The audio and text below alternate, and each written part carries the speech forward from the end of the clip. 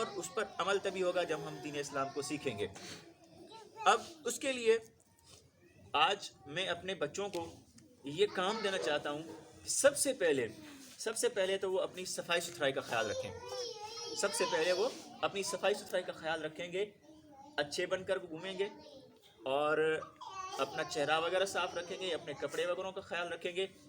کھیلنے سے میں منع نہیں کر رہا، آپ کھیلیں، لیکن اس طرح سے نہ کھیلیں کہ جب آپ گھر پر جائیں تو پہلے آپ کے والدین پریشان ہو جائیں کہ یہ ہمارا ہی بچہ ہے یا کسی اور کا بچہ جو ہے وہ بھٹک کر ہمارے گھر میں آ گیا ہے۔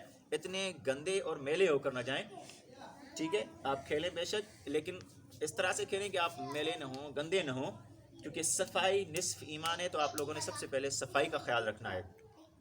اور دوسری بات یہ ہے کہ اپنے والدین کا یعنی اپنی امی ابو کا کہنا ماننا ہے۔ یہ دو کام ہم دے رہے ہیں، آپ لوگوں نے اپنے امی ابو کا کہنا ماننا ہے اور صاف ستھرے ہو کر گھومنا ہے۔ آپ لوگوں نے کھیلنا بھی ہے، لیکن ایسے نہیں کھیلنا کہ آپ لوگ گندے ہو جائیں، میلے ہو جائیں۔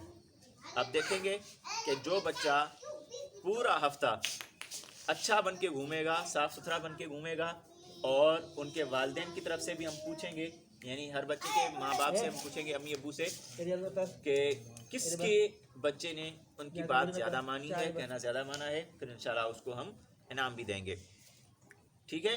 اور اپنی پڑھائی وغیرہ پر بھی اچھی سے توجہ دیں۔ انشاءاللہ ہم مزید آپ کو ہر ہفتے کچھ نہ کچھ پیغام دیتے رہیں گے۔